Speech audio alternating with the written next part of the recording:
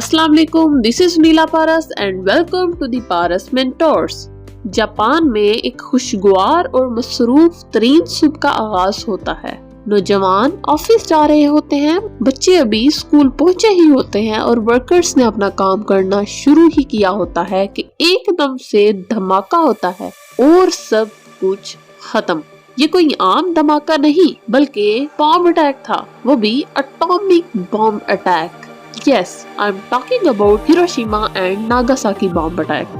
1945 में जापान पर गिराए गए 2 एटॉमिक बॉम्ब्स ने लाखों अफराद को हलाक करने के साथ साथ मजबूर कर दिया था, जिनके असरात आज भी महसूस किए जा रहे हैं। इन दोनों बम धमाकों में 1,29,000 से 2,26,000 के दरमियान लोग मारे गए, जिनमें ज्यादातर आम शहरी थे। मगर सवाल ये पैदा होता है कि कब, कैसे और क्यों ऐसा हुआ और इसके बाद के असरात क्या थे? क्या वाकई ये असरात आज भी मौजूद हैं? जंगे अजीम दोम का इस वाकया के साथ क्या ताल्लुक है? आज के दौर में न्यूक्लियर वार के बारे में कौन से खदशात मौजूद हैं? आइए जानने की कोशिश करते हैं। But before starting, subscribe the channel so that you can watch more informative videos. So let's start.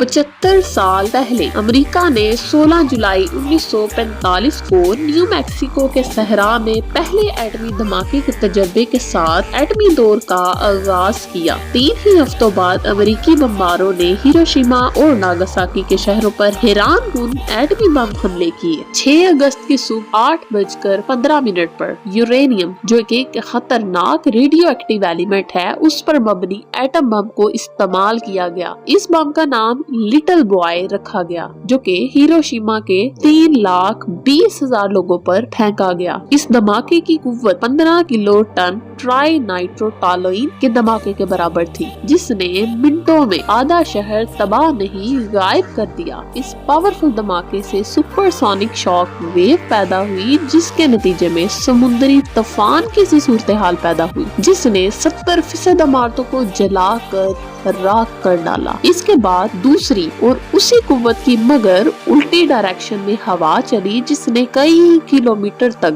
घरों और इमारतों को तबाह कर डाला। हिरोशिमा में दर्जा हरारत कई मिलियन डिग्री सेल्सियस तक पहुंच गया, जिसने 3 किलोमीटर दूर तक इंसानों, हिवानी गोश्त और फ्लेमेबल मटेरियल को झुलसा कर राख कर दिया। इस वाकया को कई साल या महीने तो क्या हफ्ते भी नहीं गुजरे थे कि सिर्फ 3 ही दिन बाद अमेरिकी बमबारों ने फैटमैन नामी प्लूटोनियम बेस्ड दूसरा बम नागासाकी पर गिरा डाला, जिसकी यील्ड 21 किलोटन्स रही। 2,26,000 लोगों पर गिराए गए इस बम ने 74,000 लोगों को 4,000 डिग्री दर्जा हरारत से झुलसा कर राख कर डाला। इस सब के बायस रेडियो एक्टिव बारिश बरसने लगी। मजमूई तौर पर इन दोनों हमलों ने घंटों तक दोनों शहरों को झुलसाया, जिससे जुज़वी तबाहशुदा इलाकों में मजीद तबाही फैली।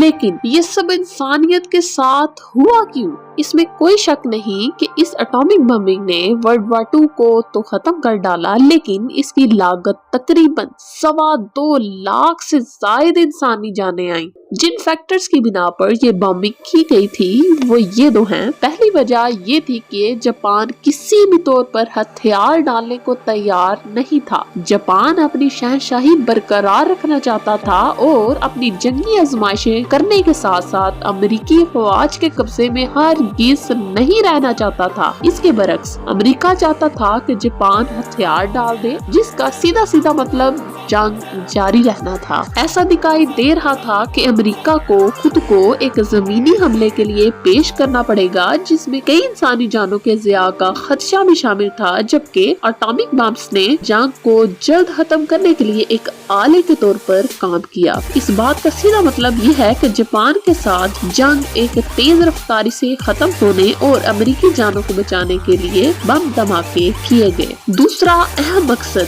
सोवियत यूनियन को बड़े पैमाने पर तबाही फैलाने वाले नए हथियार का मुजाहरा करना था। ان دو مقاصد کے پیچھے صرف وہ تباہی نہیں ہوئی جو ہم ڈسکس کر چکے ہیں. جی ہاں، اس حملے نے آج تک جاپان کو اپنے اثرات سے آزاد نہیں ہونے دیا. آئیے جانتے ہیں کہ 1945 کی اٹامک بمبی کے آفٹر ایفیکٹس یا آفٹر میتھ کے بارے میں. 1945 کے اختتام تک دھماکے، گرمی کی شدت اور ریڈیشنز کے اثرات کے پیش نظر ہیروشیما میں کل 1,40,000 اور ناگاساکی میں 74,000 افراد مارے گئے. اس کے دوران 50% سے زائد شہر تباہ ہو چکے تھے، جس میں ہسپتال بھی شامل تھے، اور اس کے باعث زخمیوں کا علاج بھی ممکن نہ رہا اور نقل و حرکت ناممکن سی لگنے لگی. ایٹمی دھماکے سے آگ کے گولے کو اپنے میکسیمم سائز تک پہنچنے میں لگ بھگ 10 سیکنڈز لگے، لیکن اثرات کئی دہائیوں اور نسلوں تک پھیل گئے. بہت سے ایسے لوگ جو دھماکے میں تو بچ گئے، مگر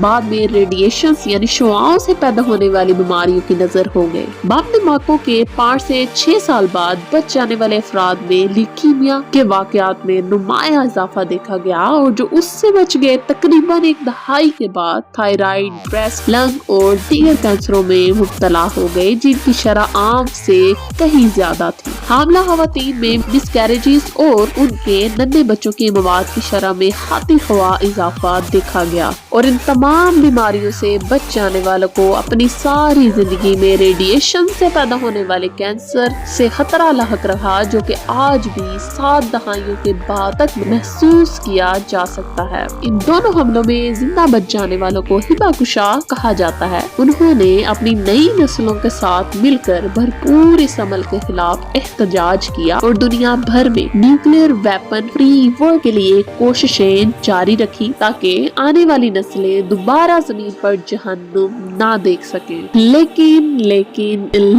ایٹمی جنگ کا خطرہ آج بھی موجود ہے. مورخین اب بڑی حد تک اس بات سے متفق ہیں کہ امریکہ کو جاپان پر حملے سے بچنے اور دوسری جنگ عظیم کے خاتمے کے لیے بم گرانے کی ضرورت نہیں تھی. اس سب کے باوجود پاکستان اور بھارت سمیت کئی ممالک کے پاس ہزاروں نیوکلیئر ویپنز موجود ہیں، اور باقی ممالک کی بھی کوشش ہے کہ وہ بھی نیوکلیئر پاور بن جائیں. اس خطرے کو کم کرنے کے لیے ہتھیاروں کی دوڑ کو ختم کرنا ہوگا، ورنہ حالات پہلے اٹامک بم حملوں سے کہیں بدتر ہو سکتے ہیں، اور اس مرتبہ لاکھوں افراد مارے جانے کی بجائے انسانیت تباہ ہو جائے گی. مجھے امید ہے کہ یہ انفارمیٹیو ویڈیو بھی آپ کو بہت پسند آئی ہوگی. So like, comment and share before leaving. اللہ حافظ. پاکستان زندہ باد.